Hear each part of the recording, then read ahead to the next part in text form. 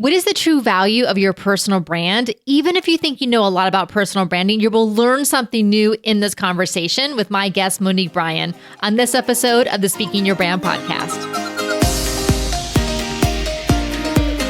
More and more women are making an impact by starting businesses, running for office, and speaking up for what matters.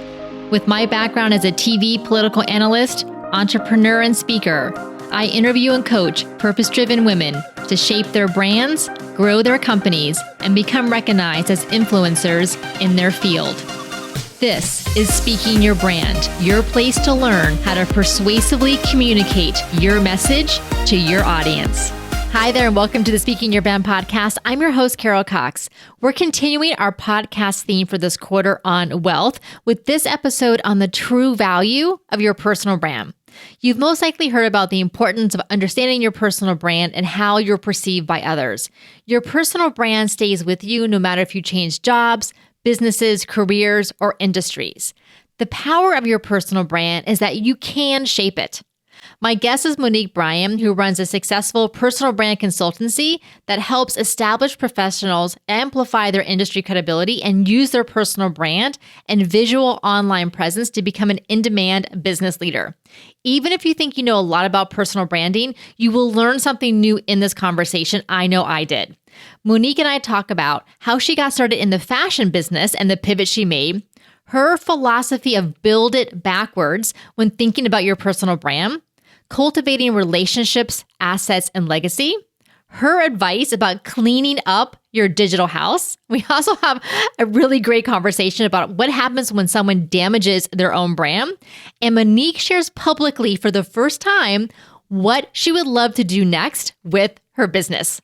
If you're new to the podcast, welcome. At Speaking Your Brand, we help women entrepreneurs and professionals clarify their message and story, create their signature talks, and develop their thought leadership platforms. Our mission is to get more women in positions of influence and power because it's through women's stories, voices, and visibility that we challenge the status quo and change existing systems to benefit more people.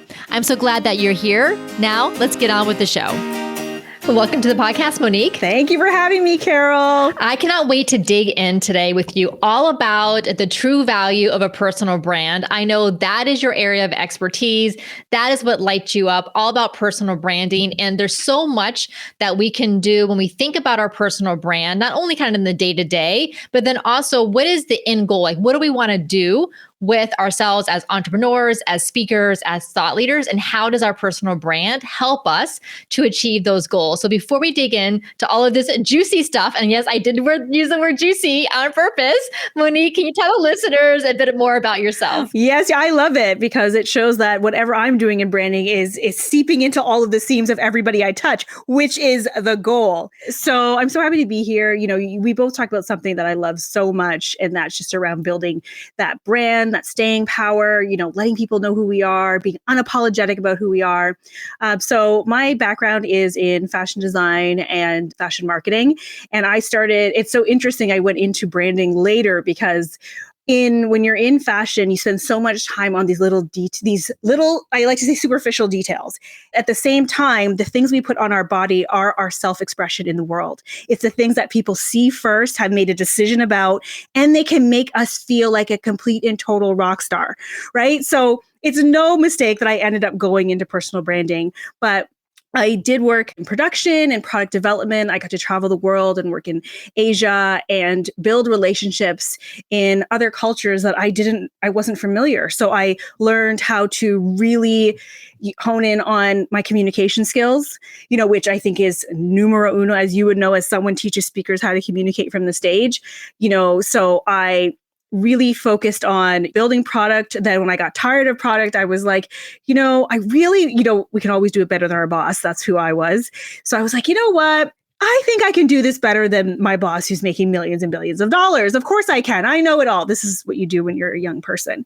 So I left my 6-figure job. I was an executive at the time, you know, in my 20s, which was an amazing feat at the time. And I was like, I can do this on my own. And entrepreneurship wasn't as sexy as it is today. And there wasn't as many resources. So I really learned as I was going around how to build a business and manage inventory and, hire team. And while I was doing that, what I didn't realize, I was gaining all of these skills that other people who wanted to start businesses were very interested in. So I had people reaching out to me and asking, how did you know this? And how did you know how to go here? And while I was doing that, I realized, there's a need here. There's a service here around people building business and not knowing the steps to take.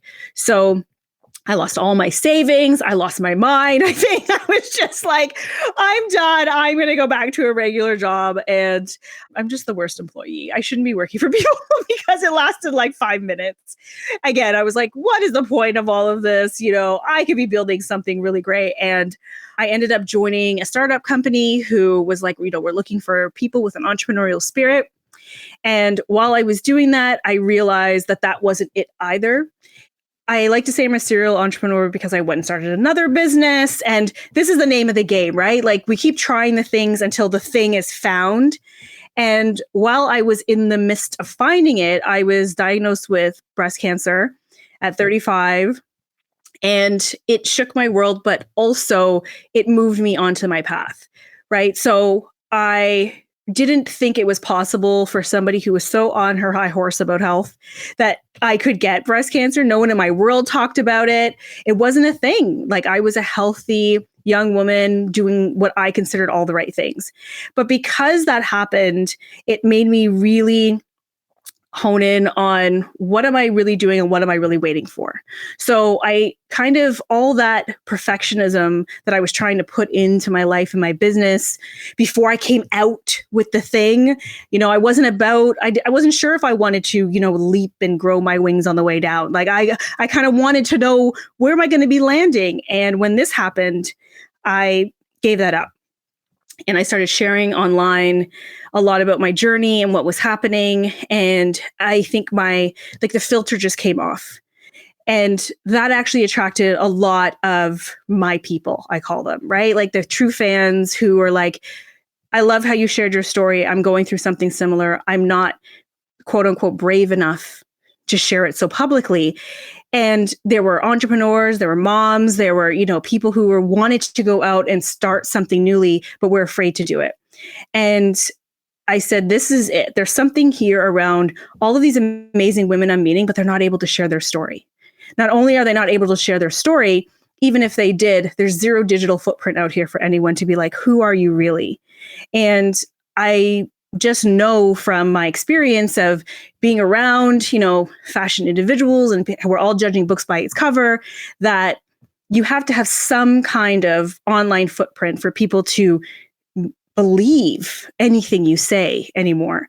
So I started the business I have today out of that need for telling stories and putting you in a position to win by really just mapping it out so it's easy and digestible for people to be like, hey, I know you, I see you online, or I see your website, or I heard you talk somewhere.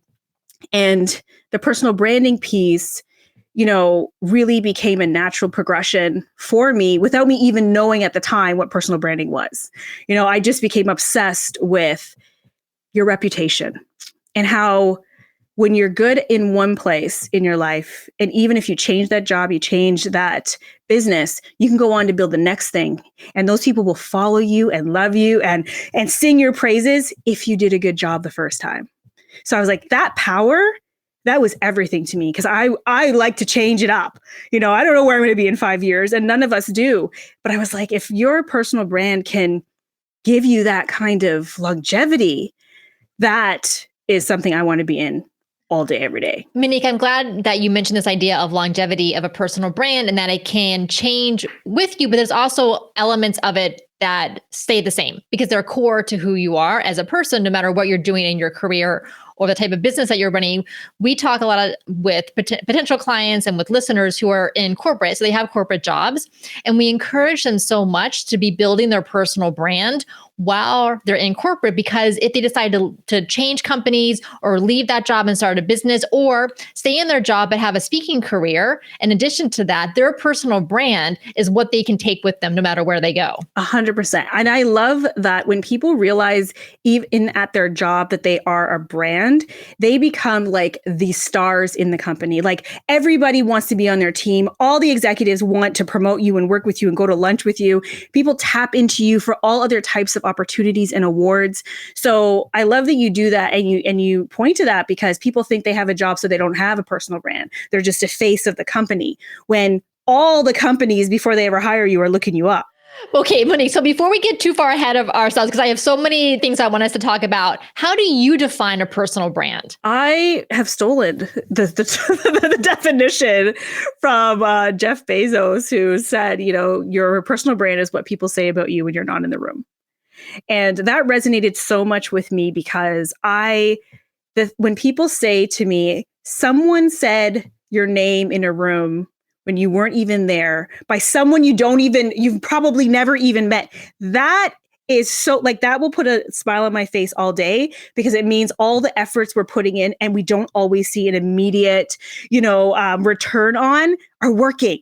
So I was like, that's it right there. It's like, if people could endorse you when you're not even there, you could be across the world and someone's talking about you in a positive light. There's no amount of money you can put on that. Literally, this story just popped into my mind. I have not thought about this in years. So I started this business, Speaking Your Brand, in 2015. And then, I had worked with clients, obviously, since then. And I think it was in 2017. I had worked with a client back in 2015, 2016. She lives in Orlando, where I live. She sent me an email in 2017, and she said to me, Carol, I was just in Mexico on vacation. I was sitting at a restaurant bar at the resort that we were at, and I happened to be talking to a woman who was there. She didn't know this woman beforehand, just chatting with her at the bar. And the woman, I think, was like a professional skier, like snow skier, race skier or something. But she wanted to do speaking about her experiences. And so my prior client said to this woman she had just met at the bar, you have to go contact Carol Cox and reach out to her. And the woman did. That is so powerful. Like, you're just like on vacation and people are like talking your name. Like, that is gold. Yeah. Okay. So Monique, but now here's the question I also get a lot. Speaking your brand, obviously people associate me with speaking your brand and speaking your brand with me, even though I have other coaches, and there's other team members, but I'm still primarily the face and the voice of the company, at least for, the time being and, for the foreseeable future. How do people distinguish between their personal brand as the individual and their company brand? Okay. So this is a tough one for me, because I'm very much of the opinion that, faceless brands are a thing of the past. People want to know who they're giving their money to. So, I mean, sometimes it depends. If you're like a product-based company, that's a bit different. And I still say, if you're a product-based company, there's a personality brand versus a face to the brand.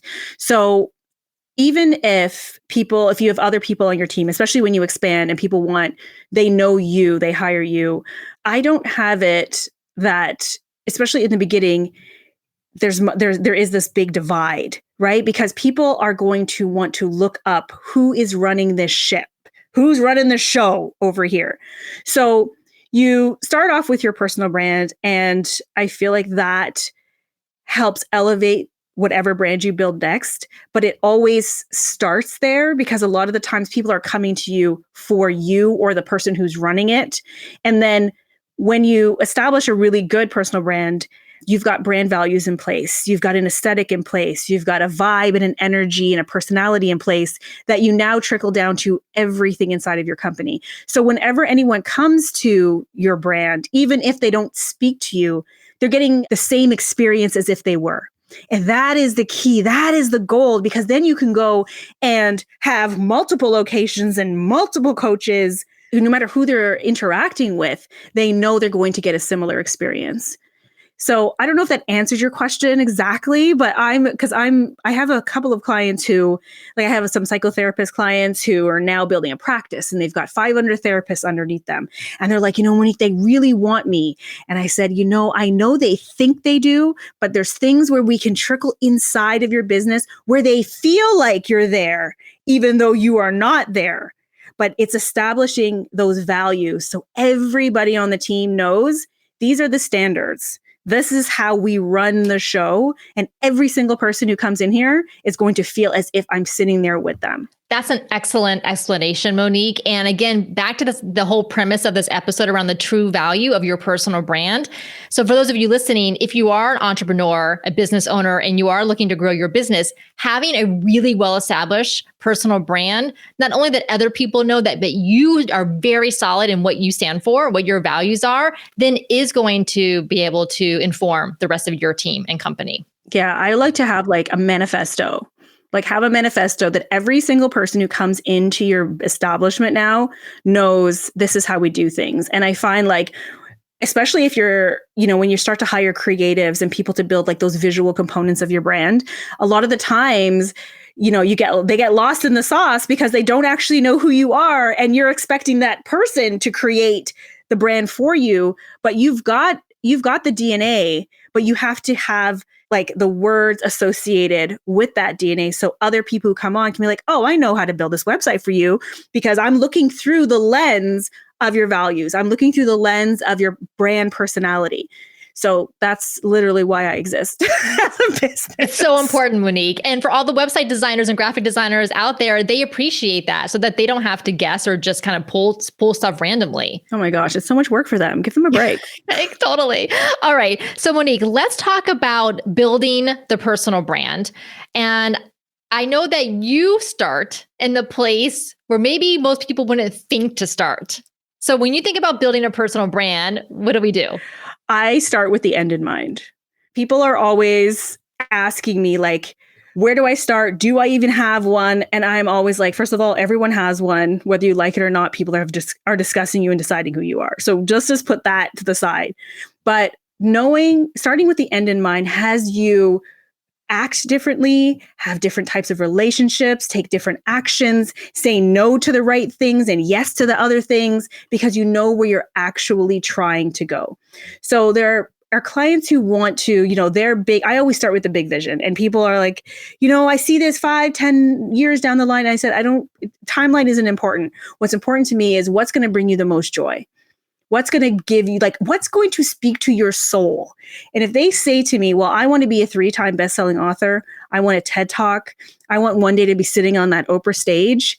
It's not about the how and none of that. It's okay. But if the person who sits on an Oprah stage, we're talking about a certain caliber of speaker, of influence, of accomplishment, of community shift. They've done something that is now warranted a call from Oprah. So the things we do on the way there are going to be very different from someone who's saying, I just want to make more money in my business. And there's nothing wrong. There's no good or bad or better than. It's what do you want?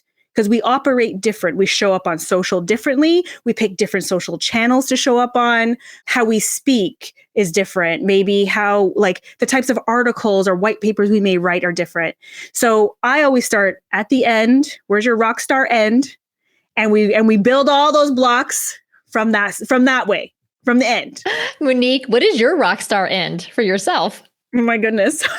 No one's asked me that in a long time. How dare you, Carol? Definitely, I want to be a published author myself. I want to have a whole resource center of tools on how to build that brand. I actually have a secret, not so secret now. I also have I want to do some management. I actually want to manage some people's careers around their brand. But I mean, so intimately that I become your right hand. So there's this managerial role that I think I'm dancing around, and I do get to speak to some people who consider themselves, celebrities. And I'm always so curious about that world, but also people who are doing just really great, huge things. And whether they are celebrity status or not, but they are making such a difference, or they are out to make such a difference, that I would love to help them be so visible that's no longer an obstacle for them. Monique, it's going to happen. I see it for you. I love That's it. scary. I haven't even said that out loud to anybody. Carol. That's what I'm here for. My goodness. Ooh, talent management. Okay. It's happening. I love I'm it. getting hot just thinking about it. All right. So when we think about our personal brand, start with our rock star goal, whatever that happens to be. And I love that. And then think about, okay, where are you supposed to show up? What place are you to show up? What are the assets you need to create? Like, what is it that you need to be doing to start climbing in that direction? So I love that. Now, Monique, let's talk about, when we talked a little bit about kind of your digital footprint and different marketing channels. And I know that you are a big proponent of making sure that people are intentional about their digital footprint and perhaps cleaning some things up if they need to. Can you tell me more about what needs to get cleaned up? What should we be putting out there about ourselves? Yes, it's time to clean up that digital house, people. So we all have multiple careers at different times. And what happens is we sometimes forget that all of it's living somewhere and we never go back to it. So I like to say, like, number one thing is go Google yourself. Google yourself and see what comes up. Do you show up on the first page? And if so, is it the content that you want out there? For where you are today. How you want to be perceived today is key. Everything you did before, if it's no longer relevant to right now, it's time to remove it. So we're talking about like taking down old websites, removing yourself tagged from things, deleting whatever you can, old interviews, old articles, old blog posts. And when you can't do that, the idea is to push everything to the later pages of Google that nobody ever goes on. And the best way to do that is to create more content. That's how, because no one goes after page 1 or 2 of Google. Nobody cares. So really looking at anything online that no longer serves your current purpose, it's time to delete, get rid of it. Then looking at your current footprint and being like, if somebody was to Google me, would I be found favorably on the social media channels of the day? So even if you're not really active on those platforms, don't have a dormant, stagnant picture of your cat that's your now profile picture because you're like, nobody ever looks at me on TikTok, so I just put a picture up here. No, if you're going to be on there, put your best polished foot forward over there. Cat, baby, trees, food. Listen, people buy from people. And people are deciding who you are in that first meet, no matter where they find you. We never know where people are going to find us. So have a professional headshot, have a really good, clear profile picture, have really clear, concise bios. Nobody needs to hear you worked at McDonald's when you were 17 and that's what moved you into rock climbing. Okay. I want people to really take on that our platforms are about us and not for us. They are for our potential clients, our potential partners and opportunities, and keep all your personal stuff on the private button where you could just, if you really need to be on Instagram for your personal reasons, which I'm just a big advocate for, our social media is for business. So otherwise, I just don't understand why we're spending our time there. It's just like, it's a total hole. We all know it's a hole, right? But put your personal stuff on private so people can't just go in and dig into your life if you insist on having it there. The rest of it is about how you serve, the value you bring, you trickle in. Even this trickling in of your personal life should all be strategic. It's all strategy. It's all intentionality. Otherwise, what we have other things to do. I assume you have other things to do than just post for posting's sakes. Anyway, I'm very passionate about that specific. No, I completely agree with you, Monique, on this. And, also I feel like people have different personalities. I'm an introvert. Obviously I love speaking, I love the stage, but I like it for particular reasons, but I'm still an introvert by nature as far as how I get my energy. And for me, scrolling through Instagram or posting a bunch of reels or stories on Instagram does not make me happy. It's not my happy place. So I don't use Instagram. I use LinkedIn because I'm a reader. And I love that. And I like text post, right? So that's what I do. And I know that once in a while on LinkedIn, I'll post like more of a personal photo versus like whatever the podcast episode is that week. And I know because that gets a lot of right? Comments and, things like that. But I'm not doing it every day. Like, oh, look, this is what my cat did today. And I'm posting that on LinkedIn. Well, we're not the Kardashians. Like we don't need to vlog every minute of our lives. And it comes back to knowing your audience. It also comes back to, whatever industry you're in. So me being in personal branding, there's a personal aspect that needs to be shared that people want to be able to relate to me, right? And that's what makes those, it's so funny when you post stuff that have nothing to do with your business, they get the highest engagement ever because everyone's getting so bombarded every single day with buy this, do this, you need this, you're doing this wrong, hire me, that when they see something that's just entertaining and a little bit of a relief, they can't wait to hop on it. Like the anniversary announcements, baby announcements, weddings, birthdays, people love it. It's crazy, the engagement. So I always say you should piggyback any of your offers off of one of your big personal juicy announcements. That is an excellent tip, Monique. All right, everyone, go get your calendar, go find your birthday on the calendar and plan your next launch around that. People love if there's an anniversary, whether it's your own or your parents or, it's crazy. I can't tell, very often I do a launch on my birthday. Because people want to celebrate. They're wishing you happy birthday. Oh my gosh. And she's doing a free masterclass. Get out of town. Oh my gosh. So good. All right. That's a great example. It's all strategy. So Monique, we talked about this idea of cleaning up your digital house. So, removing old stuff and all of that. Now, what happens if you feel like there's been damage to your personal brand?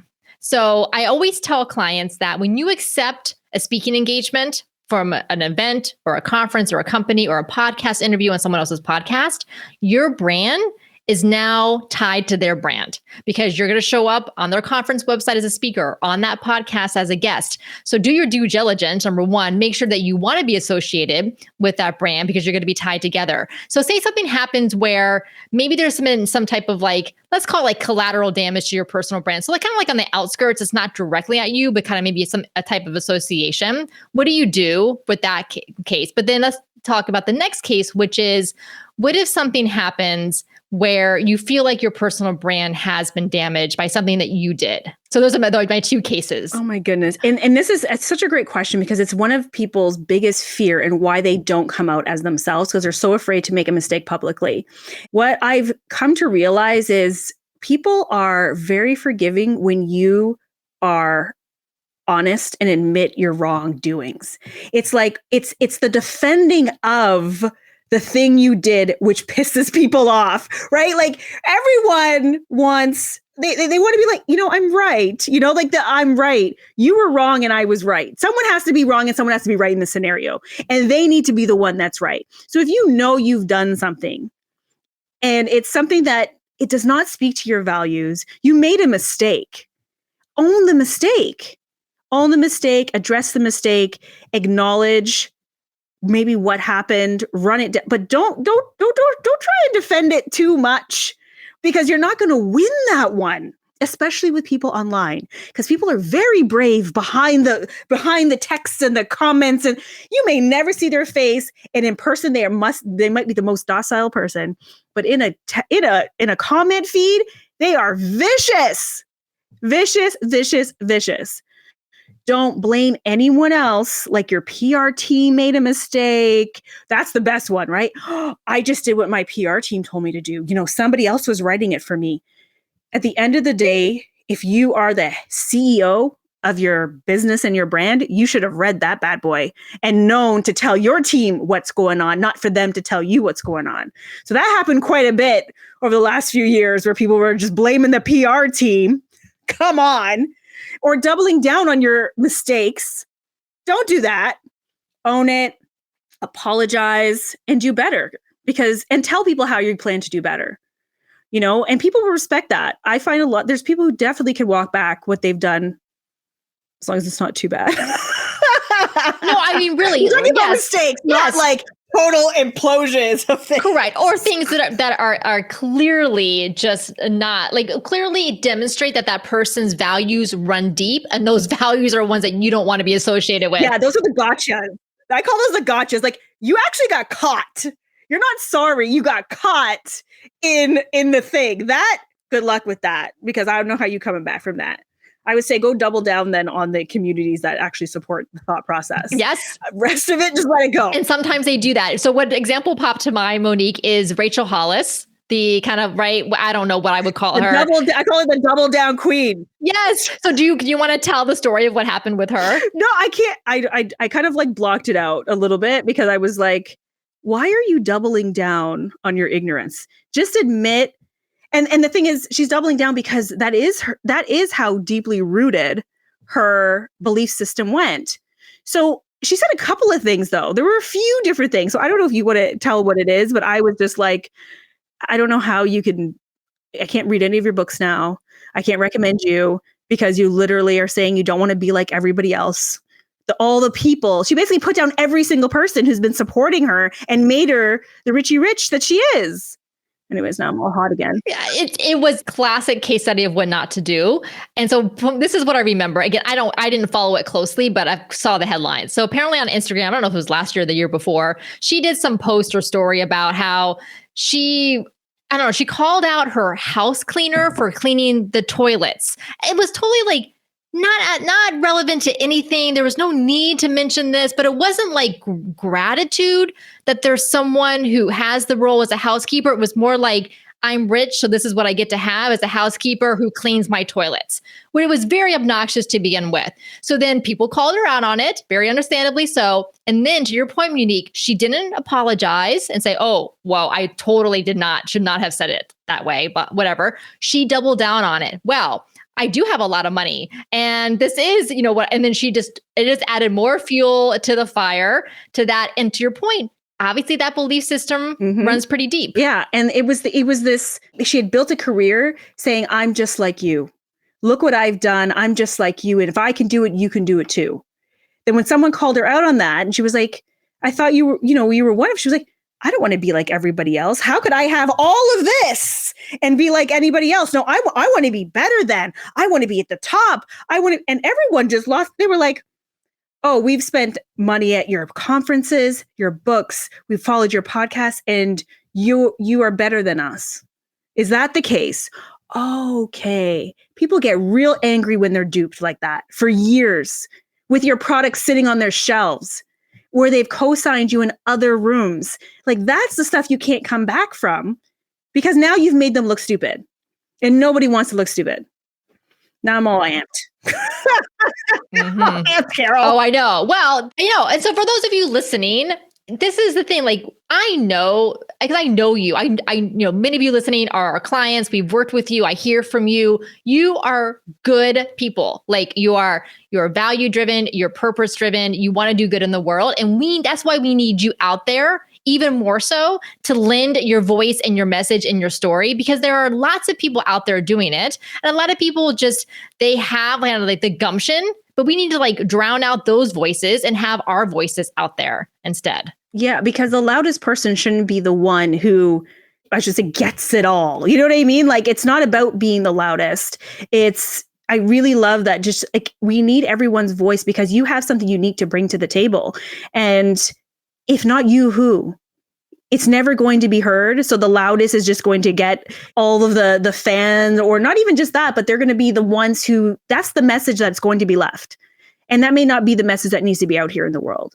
So if you have that message, if you have something that's going to create change, that's going to move the culture forward, that's going to make people's lives better, there's a solve out there that you are the one to bring it. No matter what you've seen other people bring and think it may be something similar, no one can bring what you were meant to bring because no one has had your own lived unique experience.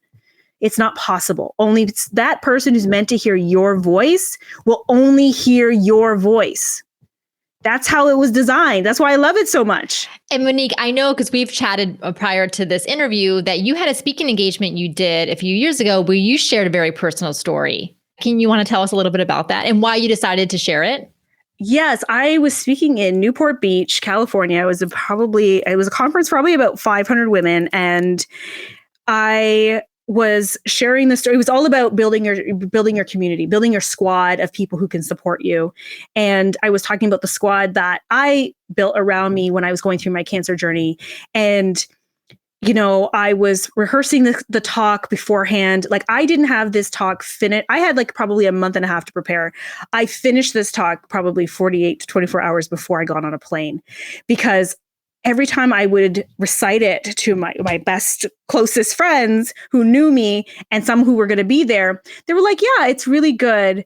And it didn't hit me in the heart the way I know you like to hit people in the heart. And they said, one of my friends asked me, she was like, what made the biggest difference for you in your journey? And I was like, oh, well, that was Audrey, who was a leadership coach at the time. And as soon as I said her name, like tears came to my eyes, right? And she was like, I said, I can't do this. I can't talk about her on a stage full of women with my full makeup done under hot lights. You are crazy. I am doing this coiffed and perfect. I have a photographer hired, makeup artist, stylist. How dare you make me go up there and be messy? Because messy is not what Monique does. Right? And she said, but that's the thing that the women need to hear. The real piece about what made a difference for you, because the surface is the surface and they've heard it all before. So that shifted everything for me. And it was a reminder of who I said I was going to be for other people.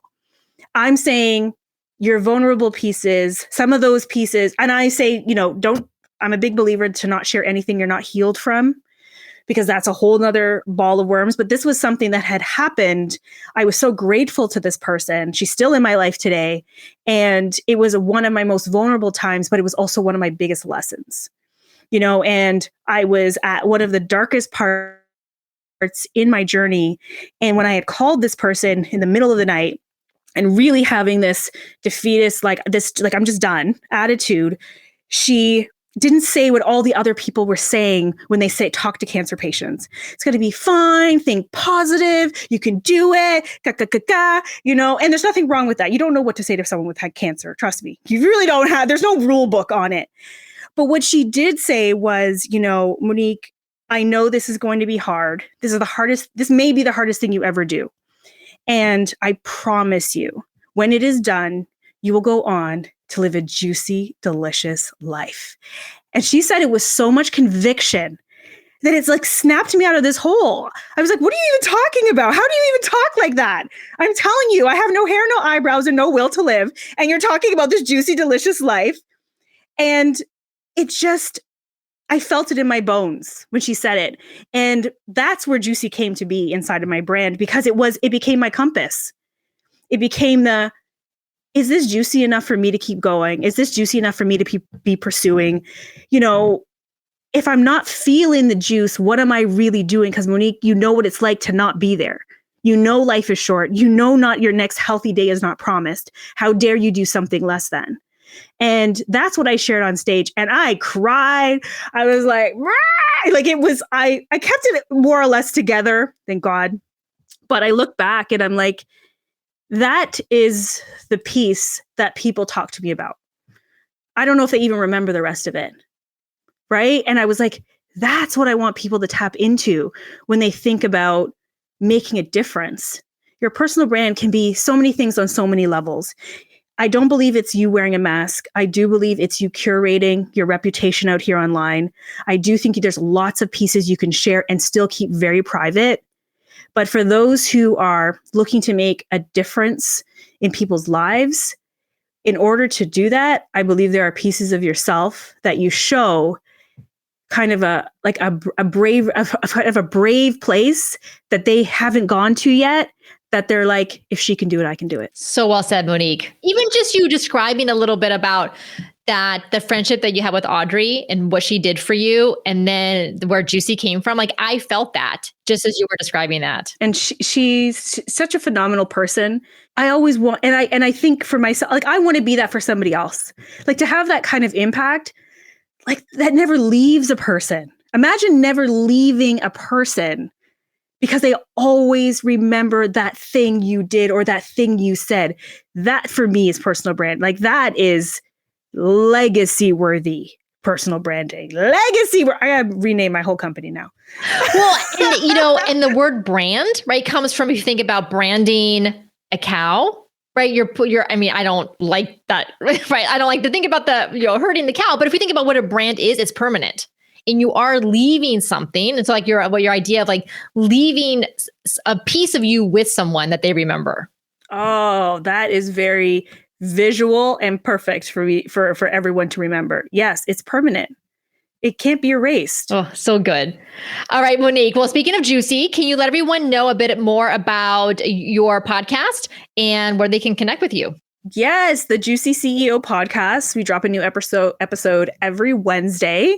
And this is all about sharing the tips and tricks around, building out your personal brand, but also bringing on amazing women like yourself. Your episode drops soon over on the Juicy CEO podcast, episode 90, showing you the journey of some of these women, letting them show their expertise.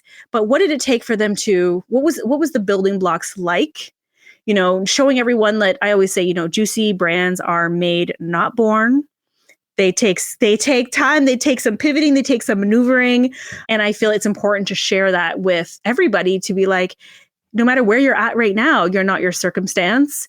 Tomorrow it could be very different. It takes work. It takes resilience. Sometimes it just takes that perfect relationship, but it takes you being out here, right? Hiding is not an option. Zero option. Hiding is hurting your business. Amen to that. Monique Bryan, thank you so much for coming on the Speaking Your Brand podcast. Thank you for having me. This was awesome.